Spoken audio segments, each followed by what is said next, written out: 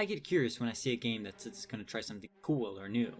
When I first saw trailers and gameplay of Dark Void back in 2010, that seemed to be what it was telling me: ride a jetpack, shoot stuff, and look awesome. After the game released, however, it wasn't very well received, so I never picked it up, but 6 years later, I figured I might give it a try. Dark Void is a third-person shooter with a heavy emphasis on its ability of flight, so naturally it opens with the star of the show, the jetpack. The year is 1938, and the nameless guy is piloting a jetpack. You get the chance to fly around, fire the guns, and fight some enemy ships. Then you die.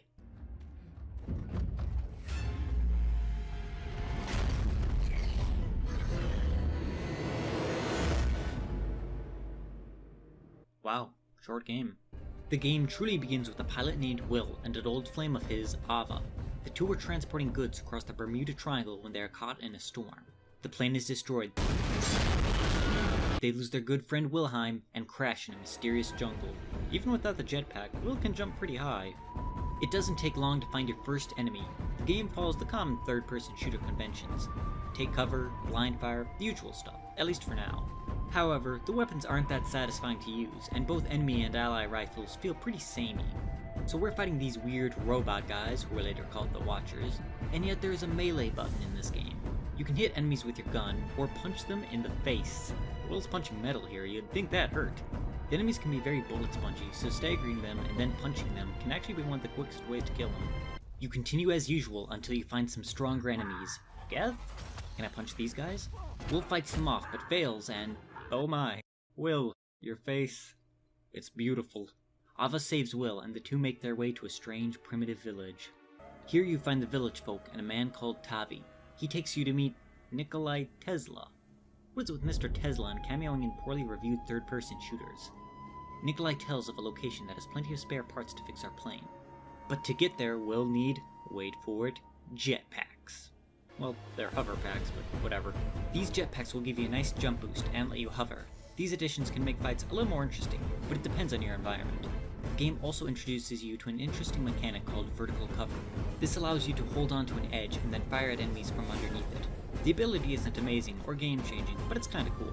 I do have a complaint though. Vertical cover can only be used in certain areas, so you don't really get the chance to experiment with it. The jetpack gives you a bit more of a chance to explore certain areas and lets you collect extra things of tech points. These points let you upgrade your weapons, but I'd say it's best to save these for when you get the real jetpack. Will collects the parts he needs until you get to the final piece. Yeah, this seems safe. This actually leads to a really cool action set piece that makes good use of the vertical cover.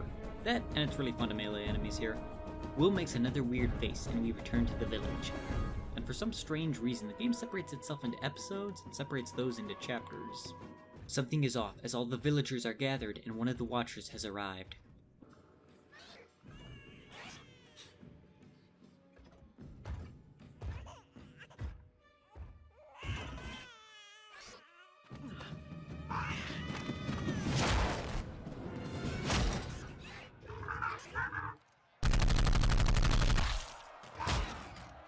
What the heck, Ava? That could have been the village's mayor. And then out of nowhere, big Watcher.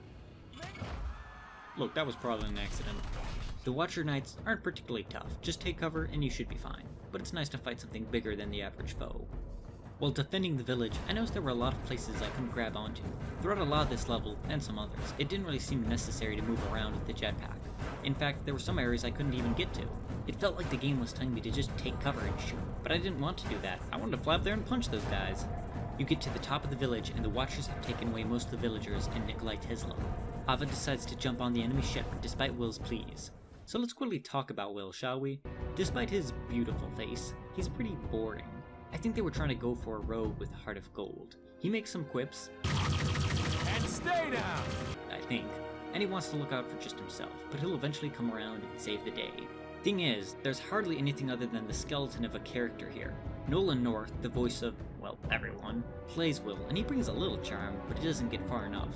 Maybe I'm just nitpicking too much. It's a third-person shooter, and I'm supposed to be here for the jetpack. Speaking of which... Tavi, what is that? What? Right there? That's not safe. Experimental. Very dangerous. Yeah, I know, but can it fly? Oh, no. Are you crazy? You'll kill yourself. Never knew you cared. Okay. What now? Oh. Finally, the real jetpack. Now you can really fly.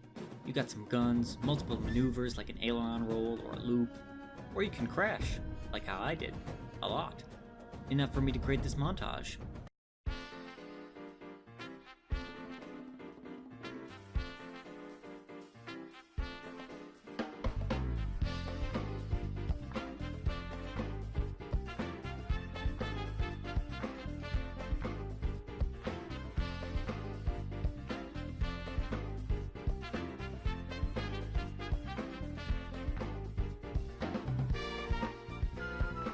But in all seriousness, there's just simple fun in being able to fly around.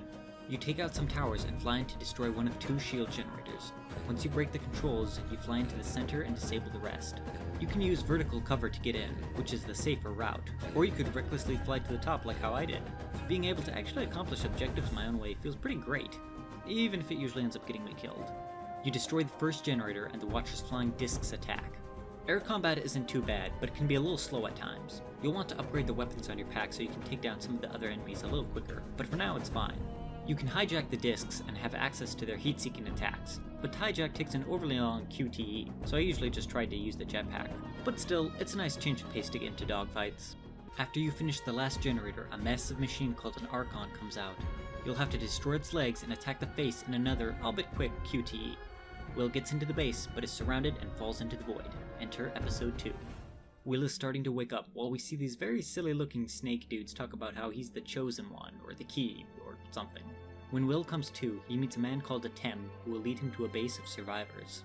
This leads to what I think are one of the better levels. The ancient ruins really give you some different ways to attack. You get to the high ground and fight them with a sniper weapon, which I'm terrible at. You can fly to the tops of structures or try and get in close. Being able to have such freedom over the terrain is just what I wanted from a game like this. You get to the base, get into some more punching battles, and defend against the Watchers. Atem leads you to a temple where you see some murals that tell how the Watchers have been around for quite some time. After that, you're taken back to the survivor base, or the Resistance. Will takes a nap, has a flashback, and eventually you go out and have another air battle. Now here's where I start to have issues with these air battles. They don't really bring much variety. You see these flying saucers? That's pretty much the only thing you fight. Sometimes they have shields, sometimes they don't, and sometimes you fight the night enemies, but they really aren't any different. Flying around in loops trying to hit the same foes over and over gets a bit dull. After the battle, Atem gives you a sweet helmet. It is outfitted with an advanced radar and will aid you in the days to come. I think that would have helped if you gave that to me before I was getting attacked by flying hula hoops, but hey, that's the thought that counts. The survivors' plan is to raid a Watcher facility that has prisoners in it, along with possibly holding Ava. Before you get there, you do some more ground missions and some air missions. The mission before the prison break isn't so bad, as it has a lot of stuff going on in it. Inside, we get to the prisoners. Oh no, I don't have to do a hacking minigame, do I? Oh, that's much easier. You open a floor panel with this gun you'll only use once, and get into the hangar. Okay, here's another issue I have, the weapons. There are only 6 in the game, and the Watchers never drop any of the 3 human weapons, so I usually just ended up using their guns. Some of the guns are a little fun, but a lot of them feel very standard. It also doesn't help that 2 of the human weapons are only available near the end of the game, and you don't get much of a chance to use them. You rescue the prisoners, including Nikolai, that Tavi guy, and Ava is also alright. Yay, whatever. Sorry for my lack of enthusiasm, but I know what comes next, and I really, really don't like it. The survivor base, the Ark, needs to leave, so you defend it and charge it with a cool lightning gun from Tesla. But what follows after is a long string of air missions where you follow and protect the Ark. Fly around, try to shoot some more hard-to-hit enemies, QTE hijacking, get attacked by some Archons, which you can kill by going through an even lengthier QTE, but there's 3 this time, so I don't know why you'd want to do that. Then there are these annoying mines that pop up, and you gotta destroy those, or the Ark will run into them and take damage. I also forgot to mention this one boss, but it's not very interesting, so we're just gonna move on and not talk about it. Unless we do.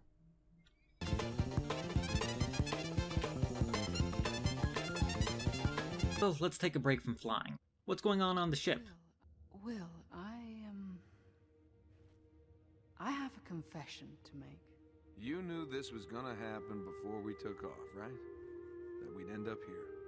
Yes, but I didn't know that you'd be the pilot. I'm sorry. That's all right.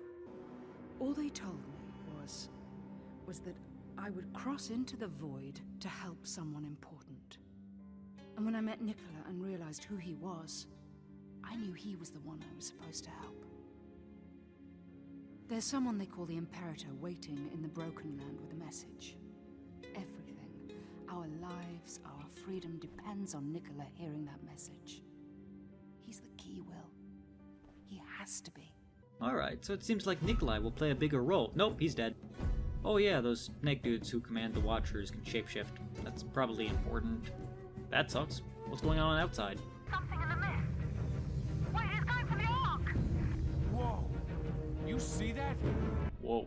Now we've been eaten by a sky sarlacc? 2 bosses so quickly? Okay. Think you might want to space those out a bit more. Pacing would have benefited from that. This boss isn't too tough either. Attack the mouths, then the heart. But still, I appreciate finding something new. So back on board, we find out that Tesla's dead. I figured the Watcher would have tried to replace him, but I guess not.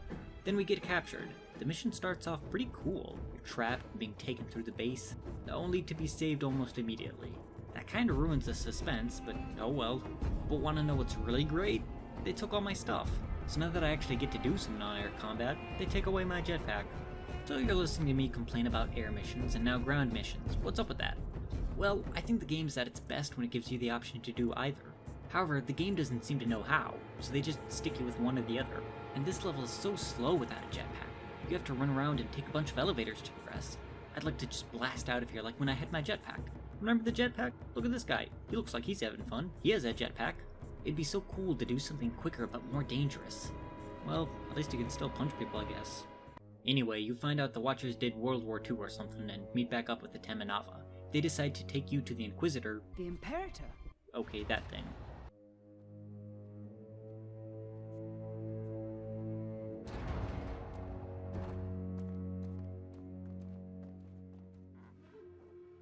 Wanna hear a secret?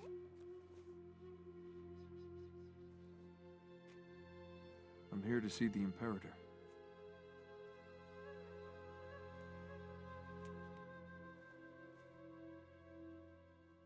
I know why you're here. Atem was right to believe in you. You are the key. Do you know they have opened a doorway back? Every day their hold grows stronger. Events put in place must be stopped. Their doorway must be closed. You will climb their tower, face the Dweller, and seal the path of return, or all will be lost. Come on, we better get going. What was any of that? Who was that guy? Why was he there if he wasn't the Imperator? Why was he playing chess like he was some kind of villain? Who is that girl?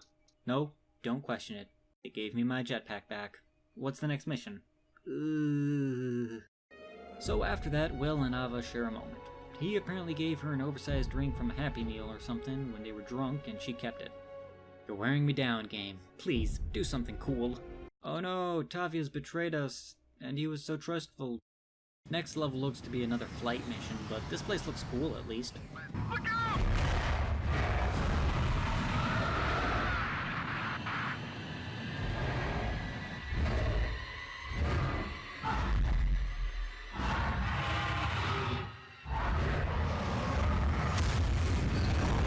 Whoa, where's this thing been the entire game? This is awesome!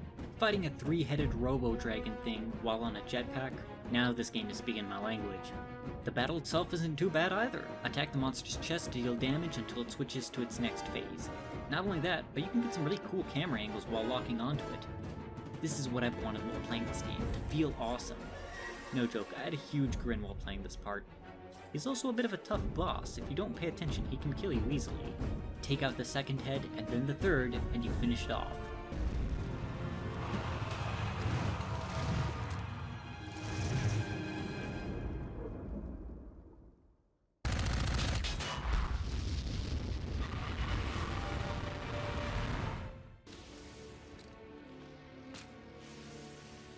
Stop! Others are coming. It's not time yet. Will, look out! Ava!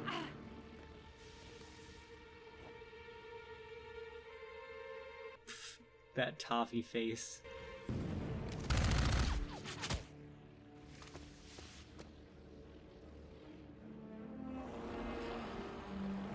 meh, go back to the old one. I know this game wants me to feel for this cutscene, but it was so awkwardly positioned and acted out, I'm still kinda snickering. And then the game just kinda ends. Ava dies, and Will closes the Watcher's portal.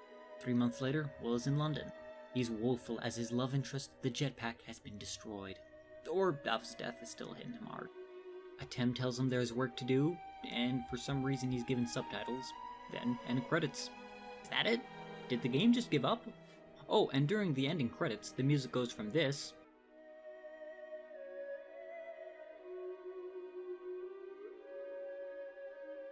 to this.